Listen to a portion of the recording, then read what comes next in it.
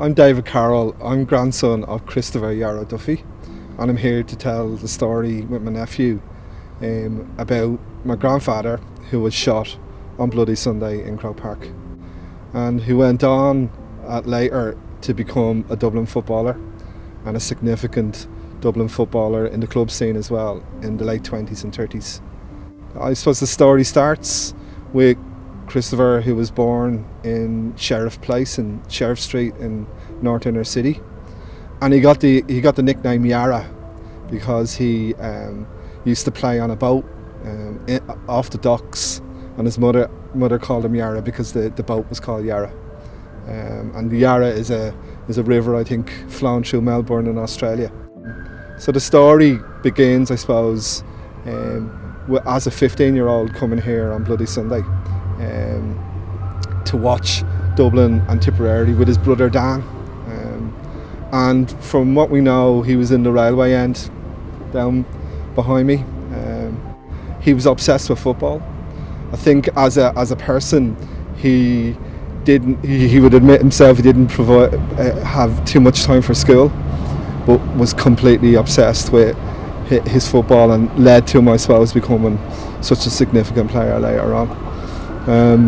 He was there on the day and watching the match, and I think we all know the circumstances around the British forces coming into Croke Park.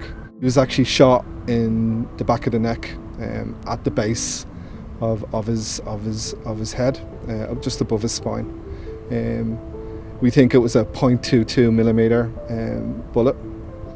We're not absolutely sure of what happened on the day, that led to his survival. But one of the stories that we do know is that a neighbour of ours, my grandfather eventually lived in East Wall, and opposite him lived the McCullough family.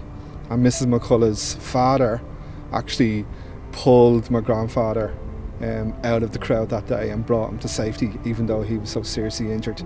And that's a great kind of legacy, I think, as well for the McCullough family, that they played such a big part in I suppose, the survival of my grandfather. He was then hospitalised in Jervis Street Hospital, and he would have told the story as a man, and I lived with him for 12 years about what happened to him in Jervis Street. There is a newspaper cutting that says that he was one of the critically ill, and from what we know, he was so seriously injured that there was fear about whether he was going to pass away or not. But he told a story around lying in the hospital bed, and a photographer coming in to the hospital and asking could he take his photograph, and raising his head with a number of pillows. And you can imagine, with a near spinal injury, how serious that was in terms of the possible damage that could have been done to him.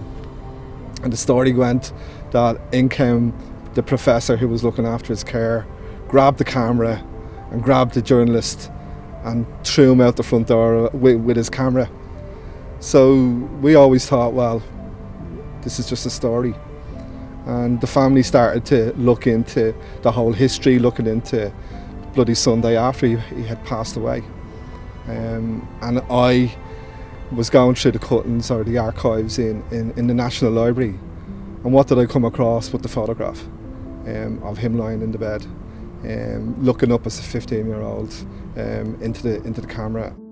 Thankfully for all of us, and when I say all of us, I mean the 9 children and the 28 grandchildren and the 48 great-grandchildren, the 4 great-great-grandchildren, he survived, and took that, I suppose, opportunity that he got to develop his football career, and that football career ended up at county and club level, at a senior level, within Dublin and nationally as well. I'm Stephen Donnelly, and I'm Yarra's great grandson.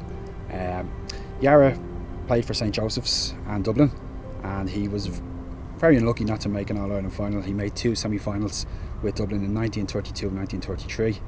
and he can be very proud of the fact that he got to the semi-final and also won a Dublin Senior Championship with St Joseph's and a league in 1936 with St Joseph's. He won the Senior Football Championship in 1930.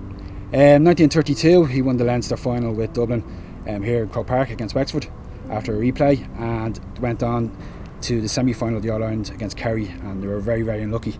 Unusual game. The first half was scoreless, and the second half, 4 minutes to go, they were 2 points ahead, and Kerry scored a goal and a point in the last 4 minutes, so they were very, very unlucky. 1933 then against Galway, they lost by a point in the semi-final as well, so he was quite unlucky, but still he should be very proud of his career.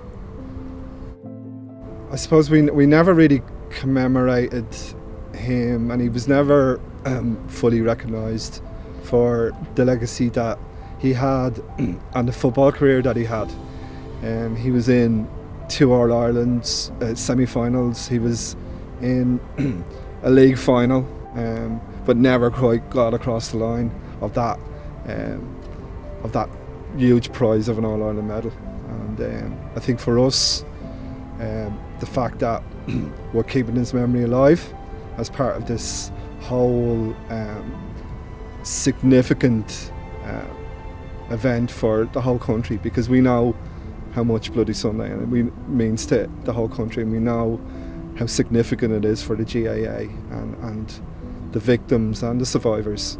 To have this opportunity to be able to commemorate him on this event is huge for us, to keep his memory alive.